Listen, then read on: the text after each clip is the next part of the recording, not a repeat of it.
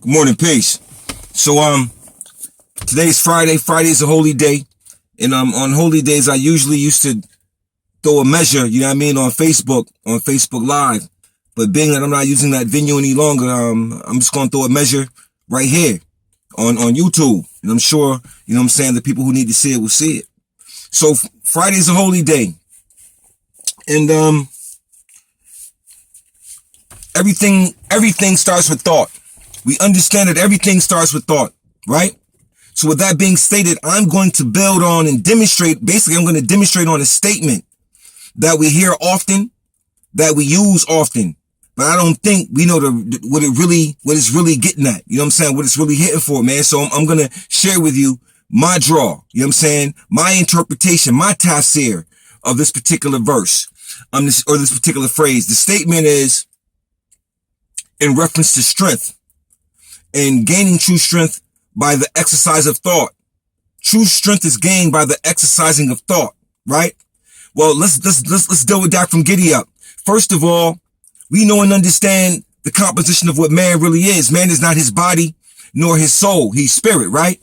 So therefore, exercise, understanding that word. We know exercise in the physical manifests. We deal with it to build muscles. Exercise creates good health and things of that nature. Builds muscle, helps you to remove fat and exercise your muscles and build muscle memory and so on and so forth. And all of those great things. Exercise is all about health. That's the key. Exercise is all about health, right? Therefore, now we're coming from a different perspective of health. What type of health are we dealing with when we're dealing with strength and thought? Man is not his body nor his soul. Man is spirit. So we know that it's not talking about man physically being strong. And so we know that. So it's not the exercising of the muscle or the physical body. It is the exercising of thought. How do you exercise thought? How do you get strong? How do you keep your thoughts in a chiseled condition to match your chiseled body? If that's the case, what do? You understand? To make your thoughts strong. How do you do it? How do you build strength with thoughts? And what is it building up? You see what I mean? So let's deal right quick. Let's understand the science of what the prophet was demonstrating when that statement was made. Number one, the word thought. Let's examine that word, because that word has a meaning. But also that word has that word has synonyms. And a synonym is a word that means the same thing, but it's spelled differently. You understand? So there are synonyms for this word thought. So in order to exercise thought, it must be some form of application in order to exercise thought to build up strength. So the exercising of thought comes in the form of contemplation and meditation. See, meditation and contemplation are synonymous to the word thought. And being that man is not his body nor his soul, but man is spirit. And we are able to go back into the land of fleshless things using the manifest without flesh. That is true strength. That is building up true strength, spiritual strength. You understand what I'm saying? That is the measure.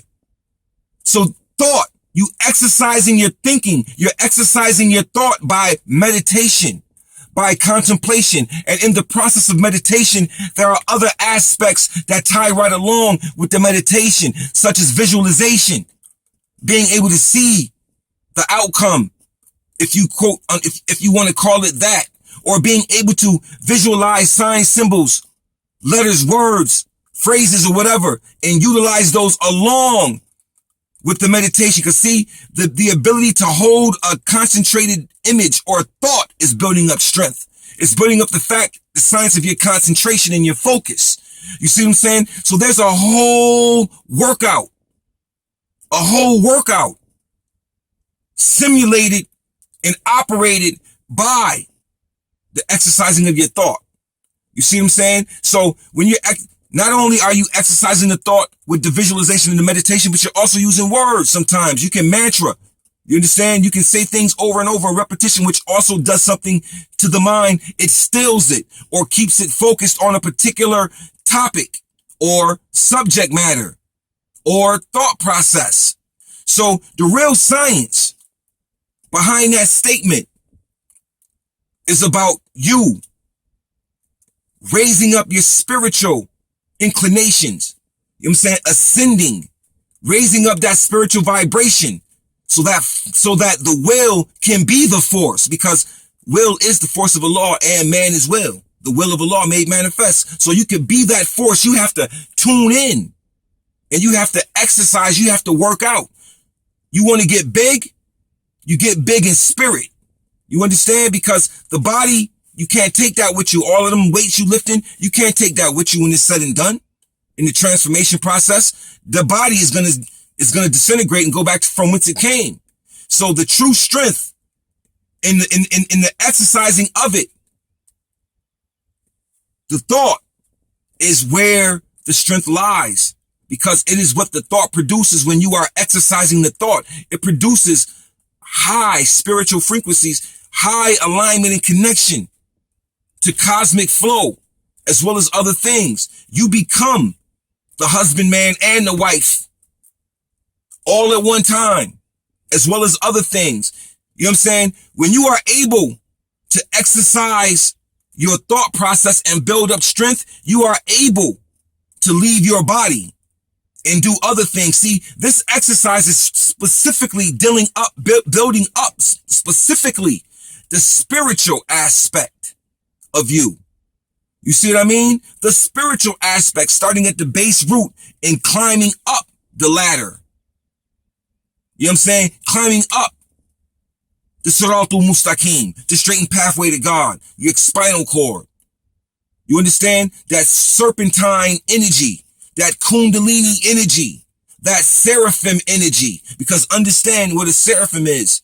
In our chapter 1, the seraphim simply means, the word seraphim means fiery serpents. Fiery serpents. You're dealing with an energy as well as a celestial energy, but you're dealing with an energy here that is a part of you also. You carry fiery serpent energy. You carry that.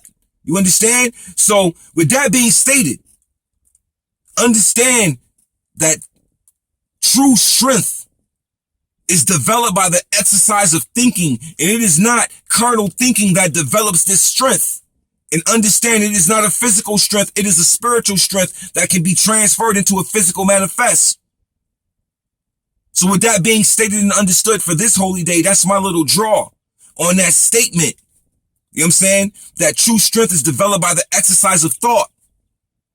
We must always pay attention to what the prophet was saying to us, because it has dual meanings. And you have to be able to think outside of your grand sheik's box.